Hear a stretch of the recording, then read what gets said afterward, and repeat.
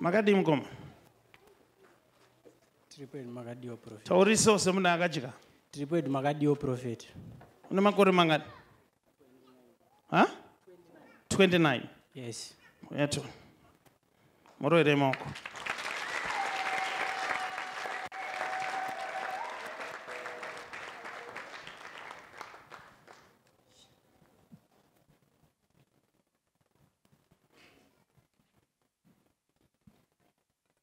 Watuni 29 years wakarora. Andobvira ndarora Prophet.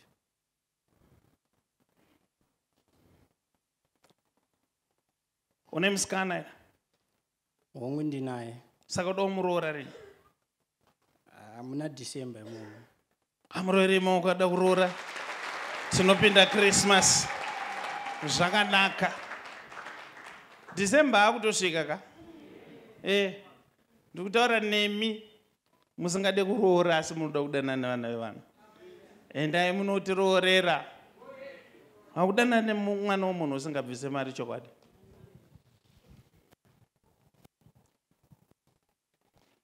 Iwe taura chokwadi iwe.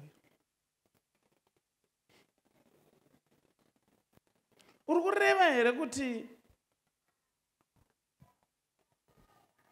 nekutya kwaunoita mabhebhi ndiwo wakasvitsa shoko kumusikana. Jana akakusvitsira shoko. Ndisawira omba kwedu Prophet. I love it.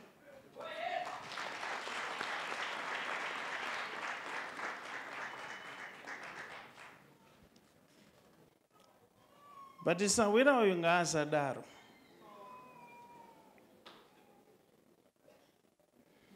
Ndoda kuti uteererese mukomana. Vamunotisawira vekumba kwenyava vachikuti musikana atarida zvakati, atarida kutengerwa chakati, atarida kudi. Atari kamari kakati azoti ndiroore December azoti. Iwe nemusikana wako uyu makatombonyatsotaura muri tu here? Kwete Prophet, ndotuma sawira omba kwedu.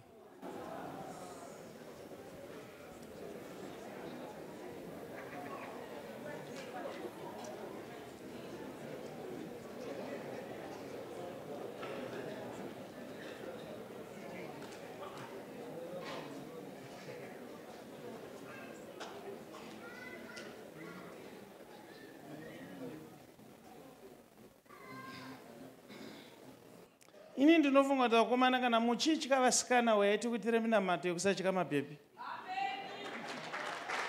Ndo deliverance yekutanga. Nyaya dzerudo unotaura wega.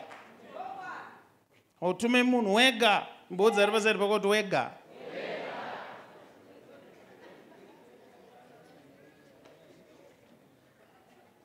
I'm just not getting it. Because ndiri kunzisawira uyu. Pekutanga aitoda kukubatsira zvemashuwa-shuwa. Akatosvika kumusikana aine pfungwa yekuda kutaura on your behalf. But akazozvibatsira ari iye. So mukomana hakuna marriage December. Uye hakuna musikana. Chirekedza ndikubatsire nokuti Mwari ati ndikakunamatira iko zvino ndichabvisa mweya wokutya vasikana ndobva ndaisa mweya wemari paupenyu hwako. Nekuti vasikana vacho vemazuva ano vanoda mari. Saka chero ukatadza kusvitsa shoko zviri nani kuti vakusvitse varivo nekuda kwebackground unenge uinaro.